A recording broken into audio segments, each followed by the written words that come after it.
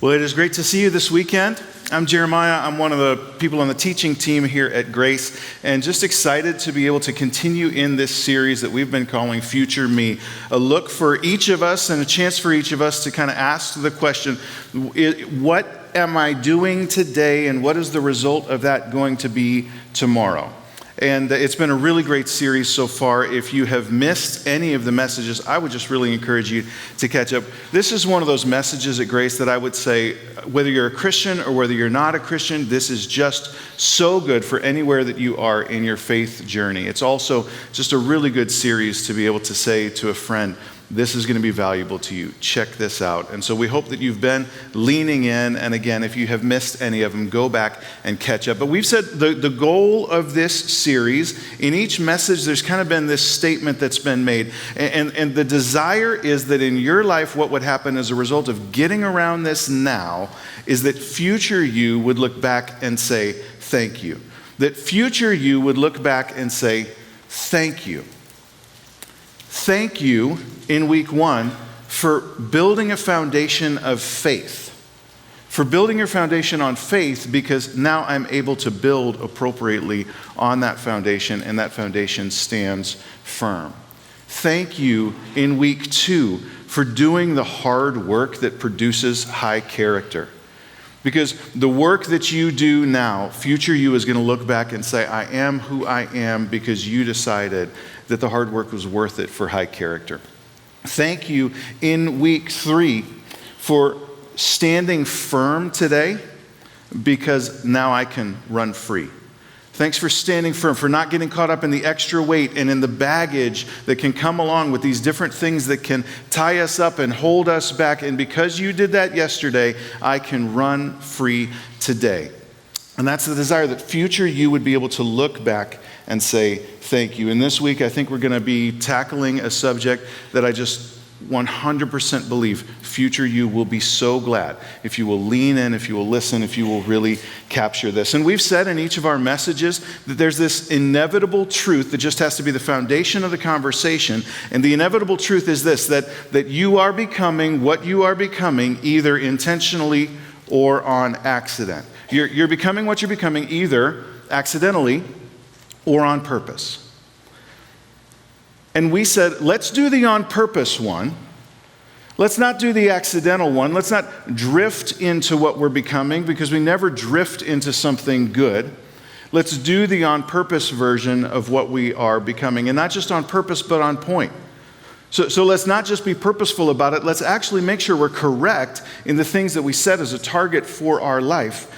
Let's figure out what's correct, what should we really want to be, and then let's purposefully go about doing it. Well, this week we've got a little bit of a shift to that. Something that's kind of a drop down of that reality, because not only are you becoming what you're becoming, either accidentally or on purpose, but here's where it goes this week. You are shaping what others are becoming, either accidentally or on purpose. You're shaping what others are becoming, either accidentally or on purpose. Why? Because you're not an island. Why? Because your choices don't just affect you.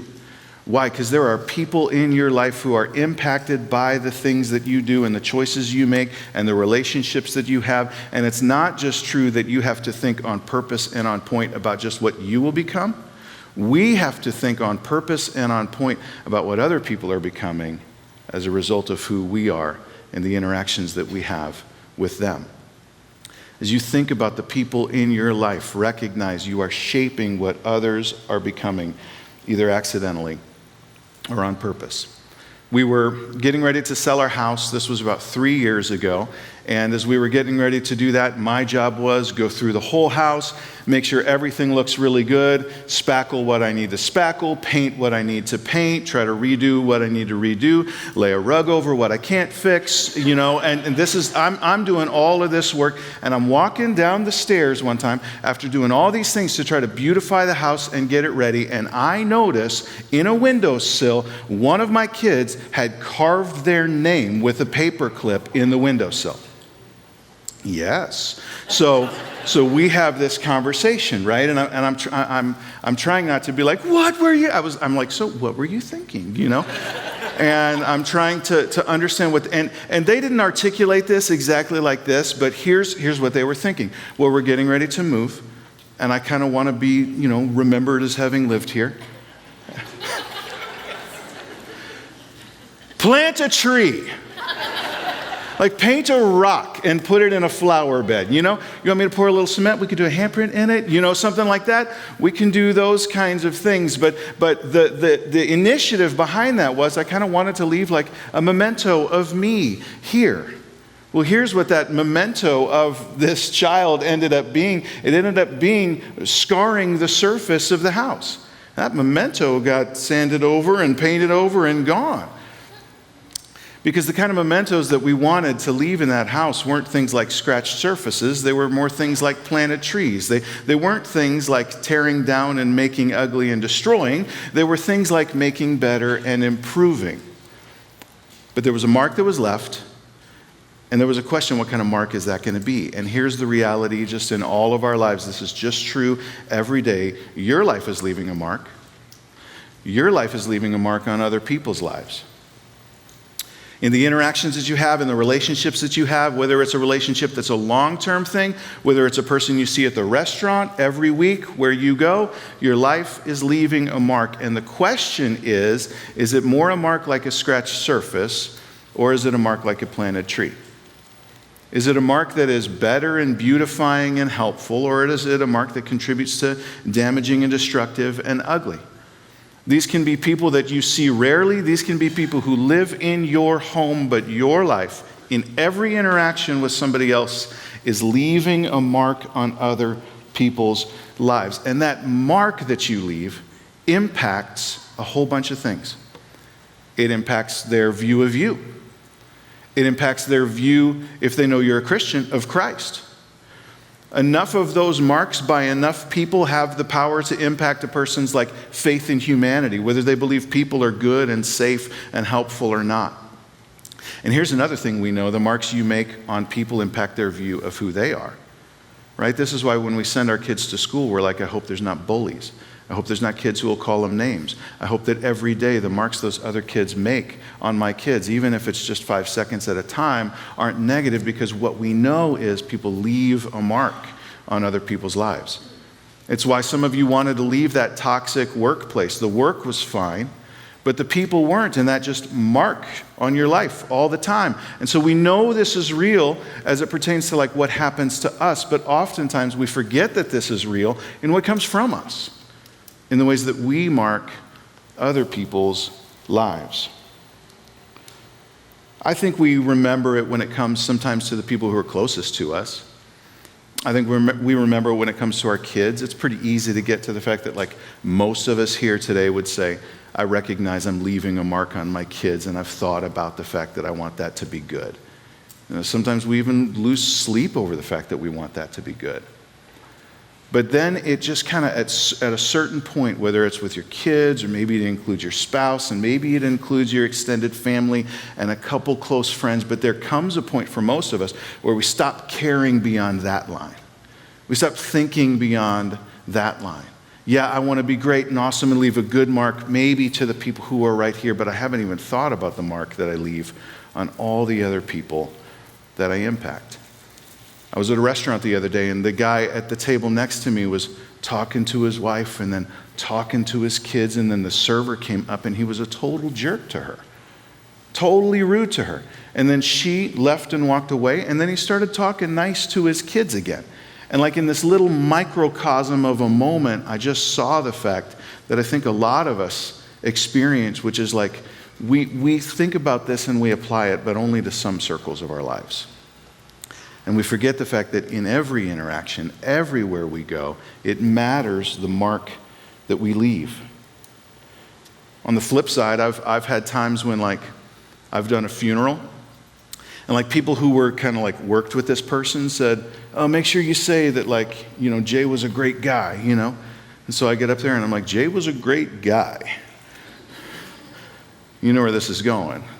The family comes up to me afterwards, and they were like, we prayed Uncle Jay would never come to Thanksgiving. He was not a great guy. Jay was a bleep, that's who he was. Sometimes we think about the mark we leave as it pertains to people out there that we're trying to impress, but not the people who actually are close to us and live with us. But what I want to get us around is, do we think about it when we think about all the marks we leave? Well, why should I care? Why should I care? Because whether they're saying good stuff or bad stuff about me at the funeral, I'm not there. I'm already gone, so why do I care what they say about me there? Why do I care what people far from me think about me or how I make people feel? They'll feel how they want to feel. Just let me live my life. Why should I care? Here's some things I want us to consider. Doors are going to open and close for you in your life based on the marks you leave. Because people are going to know you as a person who leaves good marks, and then they're going to say, let's invite her out to the ladies' night. People are going to know you as a person who leaves good marks, and so the committee is going to say, let's go ahead and ask him to join this committee and come in on these meetings. People are going to know you leave good marks, so they're going to be glad to see the text. They're going to be glad to see you at the ball field. You're going to be filling out a job application. They're going to tell you to list references. You're going to list a reference, and that person's going to call your reference. And the first thing they'll ask is, how good of work did you do? And then the second thing they'll ask is, how good were you to work with? And doors are going to open and doors are going to close for you based on your reputation of the marks that you leave. And future you should be very interested in the reputation you're building today, because it's either going to hurt you or serve you in the future. It's also true that in the marks we leave, they affect relationships in our lives, genuine relationships and the quality of them. Like, I can make my kids have to live with me, but I can't make my kids like me. You know what makes my kids like me? The quality of the marks that I leave in my interactions with them. You can have your spouse decide to be faithful and not leave, but to get your spouse to enjoy you and to have the relationship be life-giving, you've got to examine the quality of the marks that you leave in the different interactions. In the relationships in your life, you want those to be quality. And if you care about those people, you want them to flourish, and guess what? The marks you leave is part of whether they flourish or not. Now, those are true for everybody, but I want to stack just one more reason for the Christians. Because here's the thing that I think Christians, we're supposed to remember this, we're supposed to understand this, this is supposed to drive so much of what we do, and it's this. Every single person you encounter, God loves so fiercely.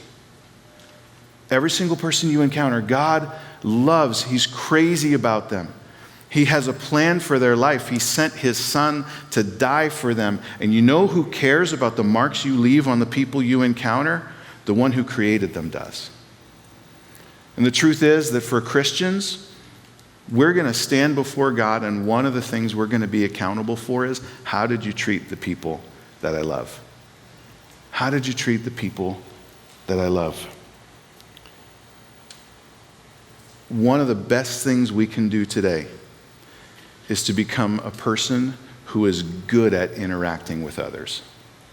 One of the best things you can do for future you is to become someone who treats people well, because how you treat people matters to God, it matters to others, it matters to future you. And here's the thing, future you is either going to pay the price or reap the reward for how you treat people.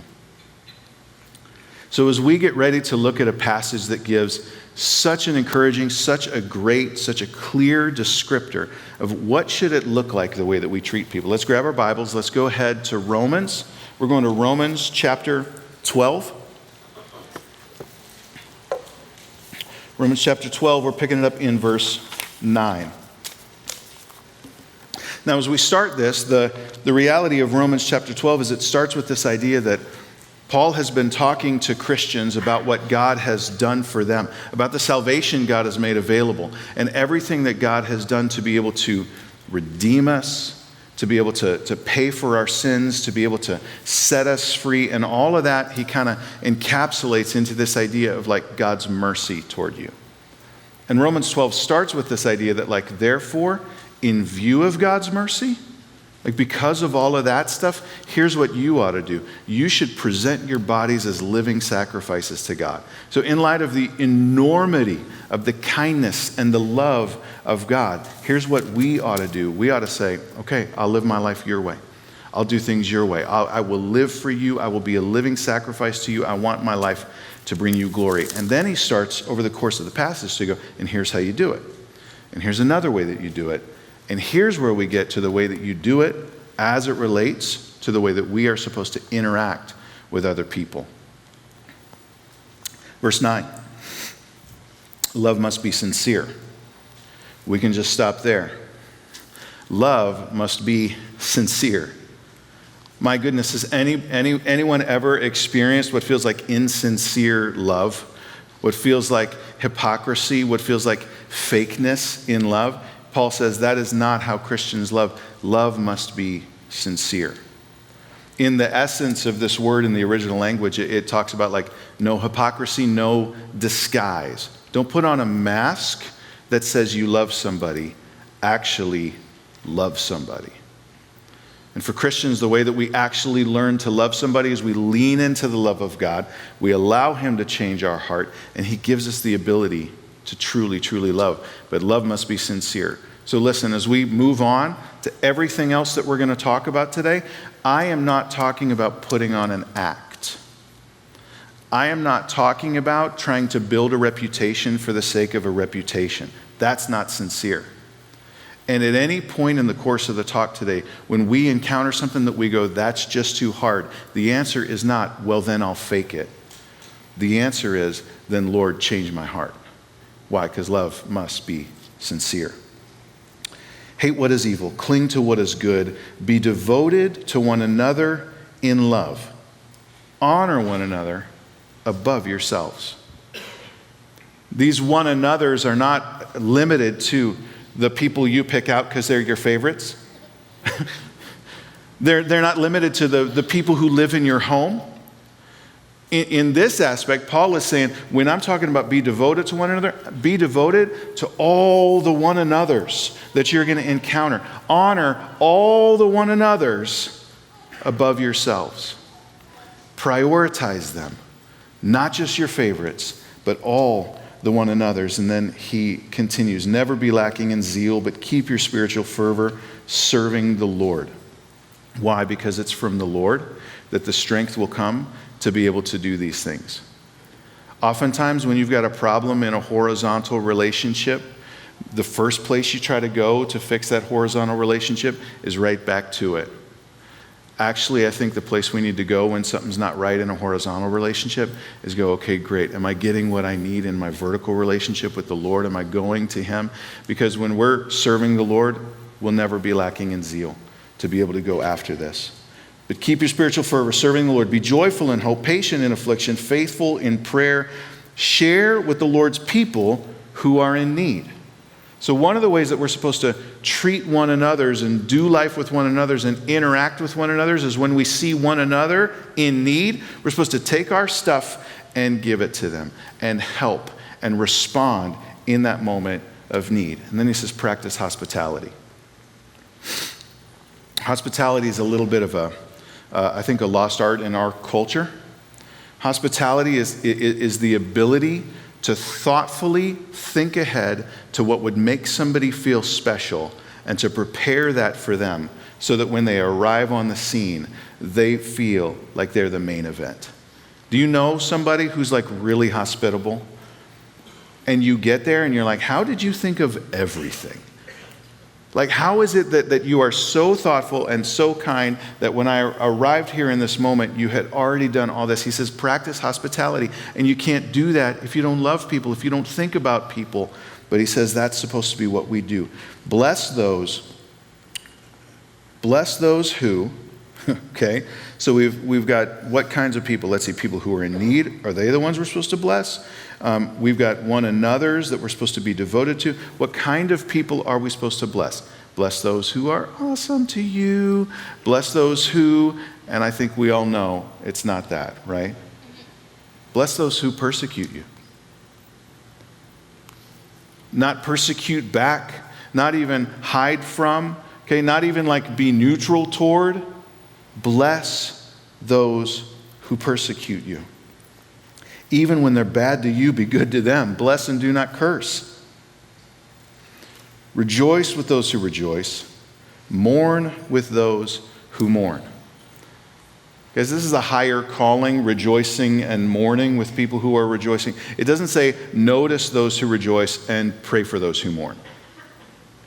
I think that's so much of what we as Christians do. Notice those who rejoice, pray for those who mourn.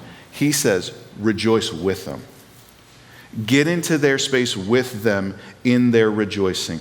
Get into their space with them in their mourning. And then he uses this really cool illustration where he says, live in harmony with one another. To live in harmony with somebody is to take this, it's a kind of a musical term, to take the note that they're playing and then to find a note that you could play that would complement that so well that it's even better. That's the idea of living in harmony with one another. So when somebody is mourning, you go, okay, that's the note that they're playing. What's the note I could play in order to make that better? In order to create harmony. Somebody is rejoicing.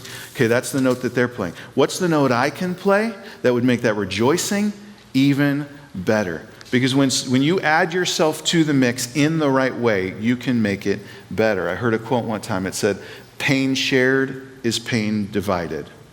Joy shared is joy multiplied.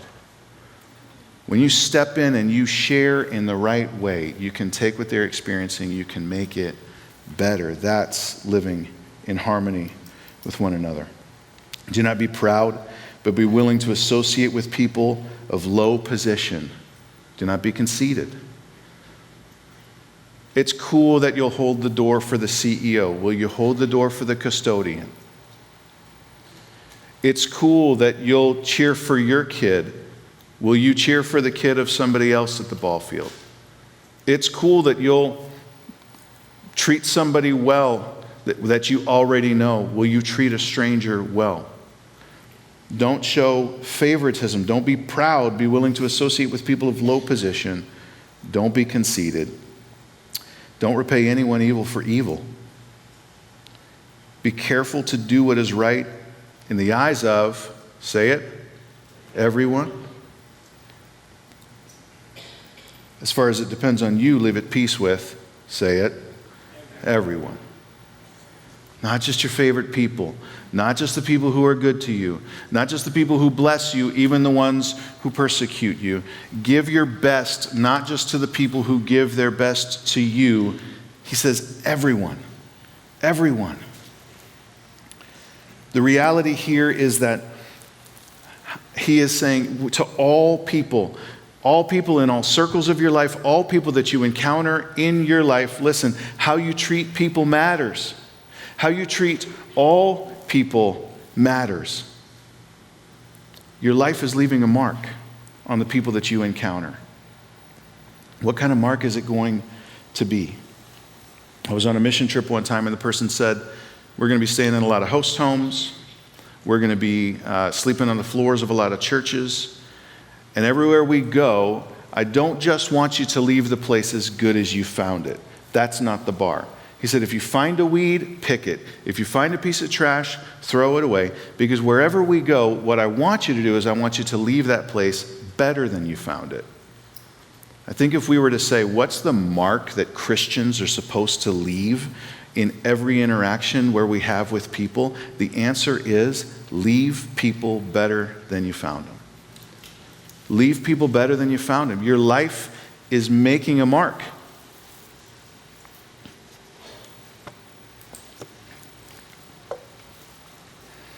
And Paul would say, in view of God's mercy, present yourselves as living sacrifices, live like a Christian, live like a follower of Jesus, and followers of Jesus leave people better than they found them. Not just people who are nice, not just people who are family, not just people who are well known, whether they're rejoicing, whether they're hurting, whether they're family, whether they're a coworker, leave them better than you found them. Why? Listen. Christians, listen especially to this. Every person you encounter is either a brother, sister in Christ, or a person who's lost and needs the hope of Jesus in their life. What should you do with a brother and sister in Christ? Give them your best. Leave them better than you found them. What should you do with a person who's lost and needs Jesus in their life? Give them your best. Leave them better than you found them. Every person you encounter, leave them better than you found them.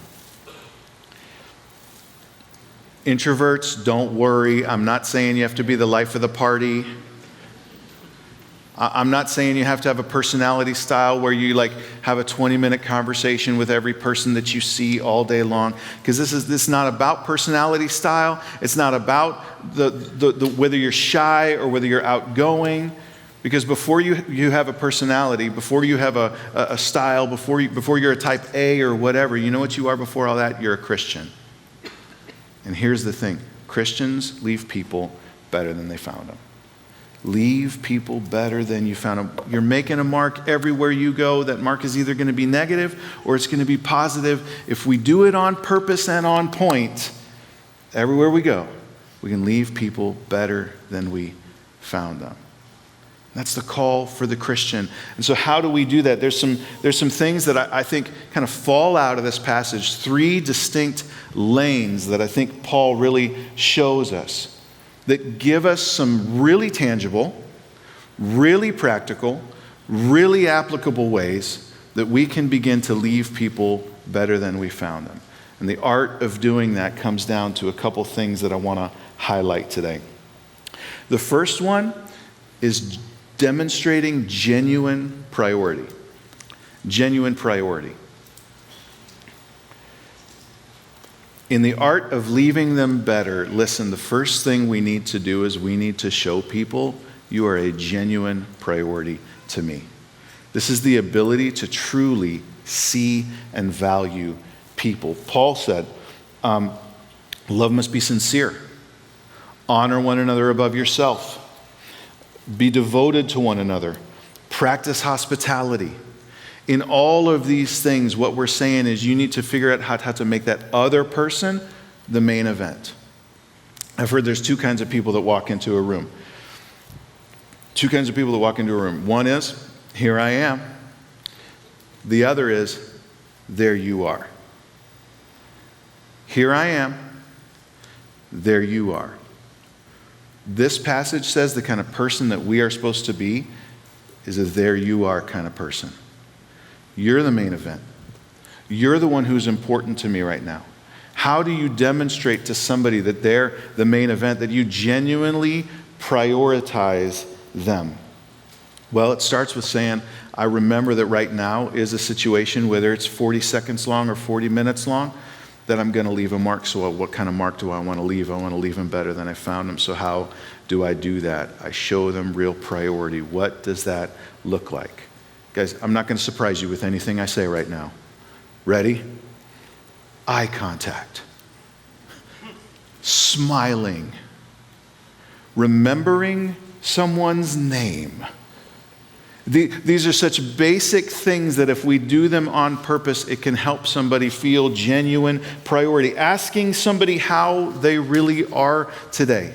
In the middle of a conversation, when they're talking to you, don't be thinking as soon as they're done, or if I can interrupt them, I'm going to go to my thing. Be thinking, what do I want to ask them next? Because I'm really, truly interested in what's going on with them.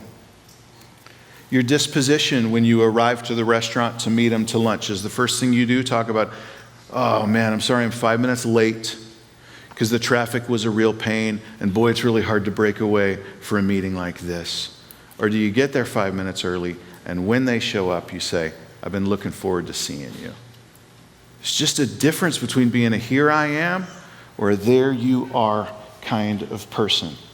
Your body language, your eye contact, all really simple things. And you want to know what the kicker is? You want to know what the silver bullet in 2023 is to show somebody that you really genuinely prioritize them? Watch this. Ready? Ready?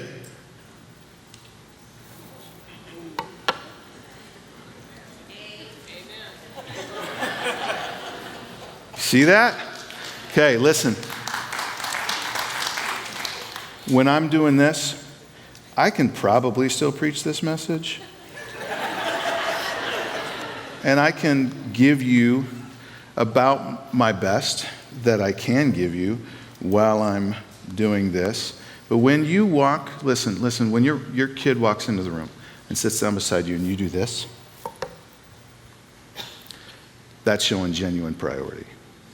When somebody steps into your office and you set it down, when you meet them at lunch and you set it down, what you're saying is, you're the main event. And listen, somebody wants to come back again and have another interaction with you if in the last interaction with you, they felt like they were a genuine priority to you. Doors will open for you. Relationships will improve for you if you will do the simple, everyday, basic realities of showing somebody genuine priority. Why would we do that? Because we want to leave them better than we found them. Because this interaction is going to say something. And listen, every interaction that you have with somebody, you are telling them who they are to you. I'm going to say that again because it's true across the counter at Chipotle, and it's true when your kid walks into the room. Every interaction you have with somebody, you are telling them who they are to you. And I don't want to be overly dramatic, but this is true enough that I need to say it. Christians, every interaction you have with somebody, you're telling them who they are to God. And you can show them through blowing them off and being dismissive and not making eye contact and making them feel like they're a burden to you and making them feel like you can't wait till this thing is over. But listen, if you're going to go on at some point and preach to them about how they matter to God, you better show them they matter to you. Genuine priority goes a really, really, really long way. Leave people better than you found them. Show them they matter to you before you try to tell them they matter to God.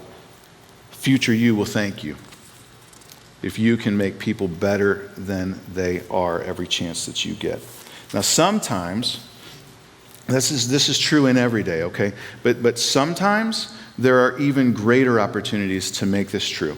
Sometimes there are opportunities you don't want to pass up. And so the next part of this art of leaving them better is strategic timing. Strategic timing. This is the ability to recognize and appropriately respond in critical moments in a person's life. Strategic timing. Paul said, when someone is in need, share. When someone is rejoicing, rejoice with them. When someone is mourning, mourn with them. Live in harmony with one another. Care in a moment of need. Compassion in a moment of loss. Celebration in a moment of win. What you do in those critical moments goes a really, really, really long way. I'm kind of notorious for once I get started on something, I'm a little bit hard to stop doing it. So if I go out and I start working in the yard, mowing, and before I'm kind of finished with project 1, I start going into project 2. And I can be thirsty at about 10 a.m. But I don't stop to get a drink because I keep going and I keep going and I keep going. Marcy, my wife, reminded me the other day, Jeremiah, you've had heat exhaustion like in the last 3 summers, because you just don't stop. And here's what I'll tell you. If you ask me, what is the value of a glass of ice water? And you asked me that late in my lunch at a restaurant, I'd be mad if they tried to charge me for ice water. But if you asked me that at 1 o'clock after I had been out in the hot sun, not getting a drink, doing yard work all day, I'd be like, I'd give you $100 right now for a glass of ice water. Why? What was the difference between how I valued that, how much it mattered to me? It's what my experience is in the moment. And as you encounter people in their lives, you're encountering people in moments of unique experiences, and what you do has the potential to go so much farther depending on what is going on with them. Strategic timing. Strategic timing. It's the reason why you remember the person who was nice to you and walked across the cafeteria and sat with you on that day when you were embarrassed in school and something bad happened. It's not because they were your best friend. It's because in that moment, that really mattered to you. Things go so much farther in a critical moment. I was reading just this week on social media, found just some things on Instagram. One of them said, if you're wondering who your people are, watch who cheers when you win. You'll learn who your real friends are when you go through one of these. And then it just had this list. Loss of a parent, miscarriage, job lost, and the list went on. If we're supposed to be on purpose and on point about the fact that we're shaping other people's lives, almost nothing is as on point and on purpose as taking advantage of a critical moment. It's a Scrabble triple word score. Like, I don't know how well you've been doing the whole rest of the game, but don't miss this one. Because you're going to get a lot of points for this one in this moment when you encounter somebody in a critical moment, when you operate with strategic timing.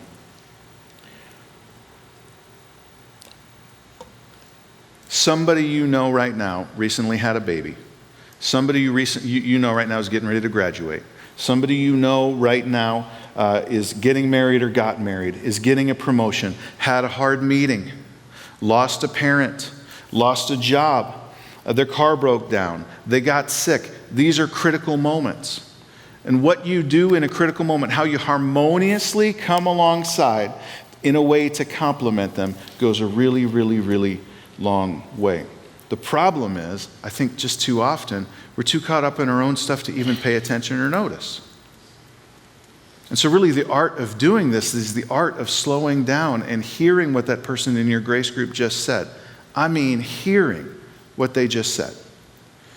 Hearing what that person that you see scrolling through your feed just said. Hearing what that person in the lobby just said. And then, listen, ask yourself, how would I feel if I were going through that? What would be so great to have happen to me if I were feeling that way? What is the appropriate way for me to accomplish that? How would I feel if I were going through what they are going through? What would I need or want if I were feeling that way? Is there an appropriate way for me to help and to accomplish that? Sometimes it's presence. It's not always presence. I don't mean like Christmas presents. I mean like being present. It's not always that you have to go be in the picture. When the couple goes to the hospital to have the baby, they don't want you in the picture. But it'd be great if they came home and their lawn was mowed. It's the art of going, what would I feel? What would be great? How can I appropriately accomplish that? And most of the time, it's going to be inconvenient. Most of the time, it's going to require something, some money, some time, some work, but that is a strategic moment. And if you want to leave people better than you found them, if you want to make sure that your mark is better, don't miss those strategic moments. And listen, Christians, we give ourselves a pass all the time when we encounter somebody in a critical moment and we say these words, I'll pray for you. I'll pray for you is about the most common Christian cop-out that we give all the time. Don't lie to yourself and tell yourself that every time you say, I'll pray for you, you actually even do it. We miss chances to do that all the time. Listen, if you're going to pray for somebody, pray for them. Otherwise, don't say it. One of the ways that I help myself do this is I calendar it. If I'm going to say I pray for you, I literally put an alarm in my phone or a reminder in my calendar to pray for them. And then I put another one that says follow up and see how they're doing. Because I don't want to give empty words that mean nothing and just say I'll pray for you and not actually do that for a person. Another way I'll do it is I'll say, can I pray for you right now? Then I know I'm not going to forget. I can put a hand on somebody's shoulder and I literally pray for them. But here's what's true, Christians, when you're praying for somebody in a critical moment, most of the time, the answer to that prayer is something God's going to want you to do. Dear Lord, please help James find some people who can help him move.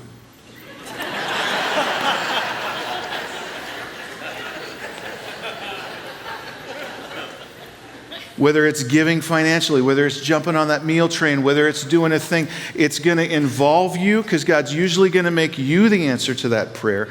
And it's going to cost you some inconvenience and some work. But if you want to leave a mark that is positive, if you want to leave them better than you found them, take advantage of those critical moments. It goes so far when we can recognize and respond in that critical moment. How do I know if somebody's going through a critical moment? Here's just a word of advice. Treat everybody as though they're going through something, because most of the time they are. It's always time for kindness. But sometimes kindness is hard. Sometimes it's pretty tough with people who are tough to you. And that's the third lane that Paul talks about, is just the idea that, like, man, sometimes it's really difficult in situations where there's conflict. And so the art of leaving them better also includes just this resolve to practice unwavering kindness. The resolve to practice unwavering kindness. To prioritize and commit to being a person who only gives peace and blessing. Bless those who persecute you. Don't repay evil for evil. Bless and do not curse. Do what's right in the eyes of everybody. Live at peace with everybody. Don't show favoritism. Unwavering kindness. No matter what comes out of you, what comes out of me will be kindness. My boys came upstairs the other day. He kicked me. Why'd you kick him? Because he kicked me. Well, now I want to kick you both. But somebody's got to stop this cycle, so I'll stop it and not go to jail. So I then, okay, you kicked him because he kicked you. Which, guys, let's just be honest, like, we do stuff like that all the time. I was rude to you because you were rude to me. I was short with you because you were short with me, which is the exact opposite of being on purpose and on point in the way that we treat people. It's the exact opposite of being on purpose and on point. You're doing it wrong, and you did it accidentally, and you didn't even think about it. Oftentimes, we talk at Grace a lot about this idea of, like, E plus R equals O. Event plus response equals outcome. Okay? When a person does something to you or is difficult to you, that's an E. That's the event. And here you are with a chance to respond. And here's what we do when we do it wrong. We respond to the event. Because of what you did, here's what I do. Here's what we do when we do it right. We respond to the desired outcome. What is the desired outcome? Leave him better than you found him. So no matter what the event is, as I'm thinking about what my response is going to be, my response is going to be oriented around what is the desired outcome. I want to leave you better than I found you, regardless of the event that happens. So what am I going to do? Unwavering kindness. Unwavering kindness, regardless of what you did. Because I'm not going to stand before God for what you did. I'm going to stand before God for what I did. Paul says there's no excuses, like there's no outs on this. You don't get to do it because they were rude. Well, never mind, I'll just be rude back. No, kindness. You don't get to do it because I disagree politically with them and where they come from. No, kindness.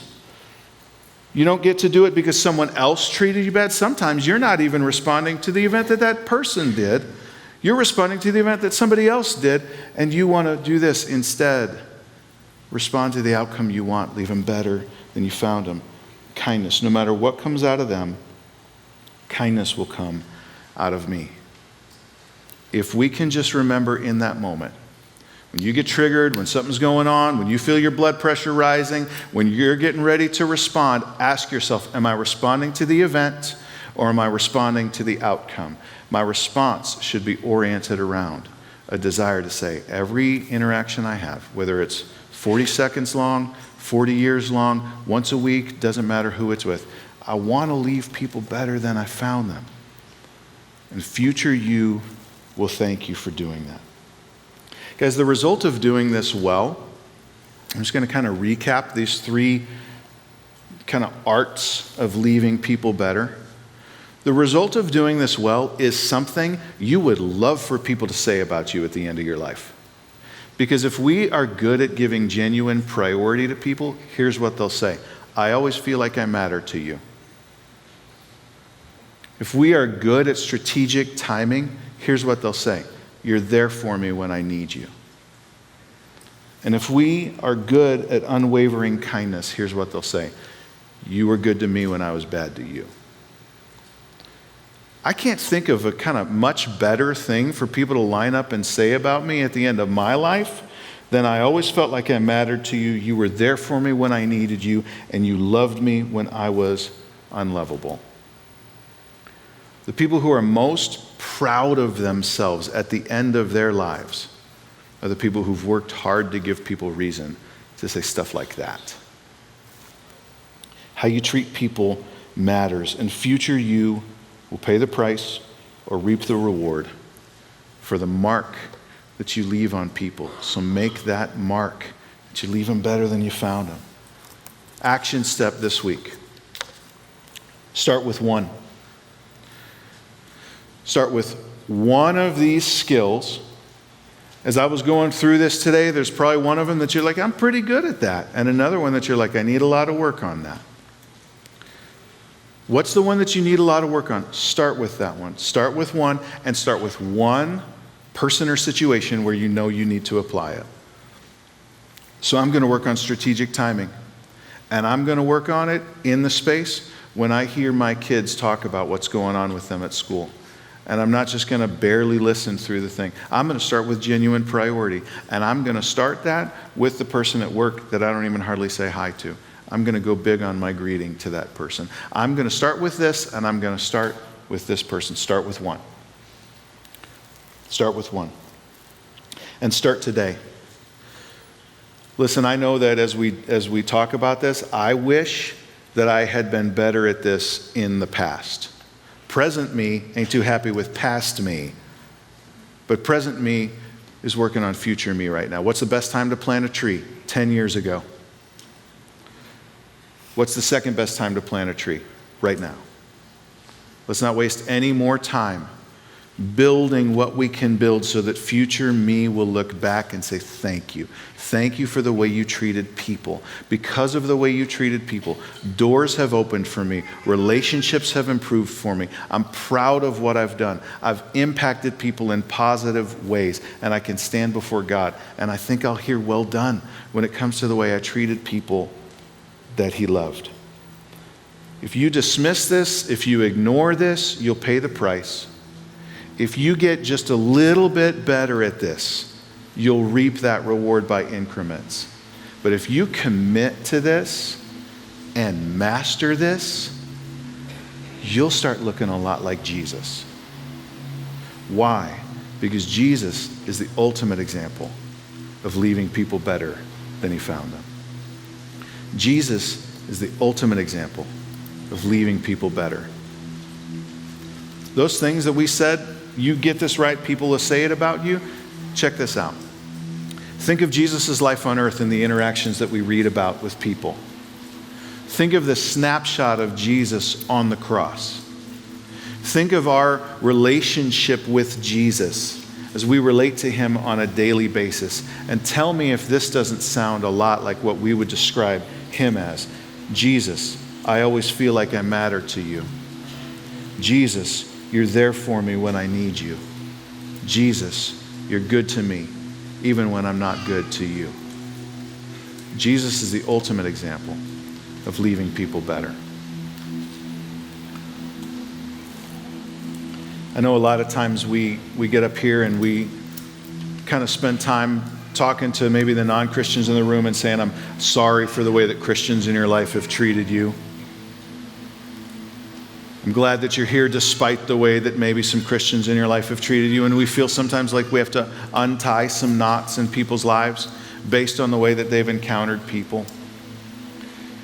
Friends, the better we get at this, the more we move to the place, and I know some of this is already happening, where people don't show up listening to Jesus despite their interactions with Christians. They want to listen to Jesus because of their interactions with Christians.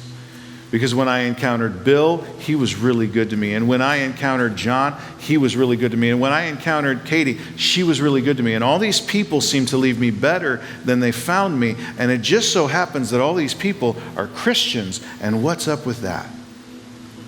Because if we can get just 1% better at this, even as a church, think of the impact that that could have on the community. Because listen, the world is bad at this.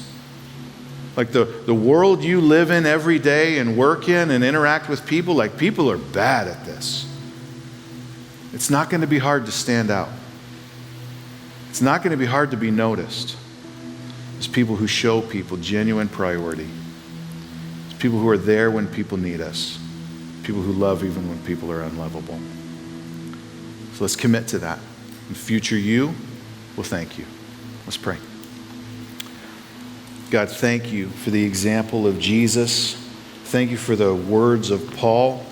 Thank you for the chance to get around this topic and just to recognize that it is possible to become great at the way we interact with people. Lord, some of this becomes really hard because of selfishness, because of distraction, because of comfort, because of convenience. But at every point where that gets difficult, God, I thank you that every Christian hearing this has the ability to dip into the unending reserves of love and of care and of compassion that Jesus gives us. There's nothing that ultimately can stop us from becoming great at this if we're committed to it. Lord, in order to do that, we know we need you. We want to look like you. We want to reflect you. We need more of you. And so, God, we ask you, help us, fill us, use us. In Jesus' name, amen.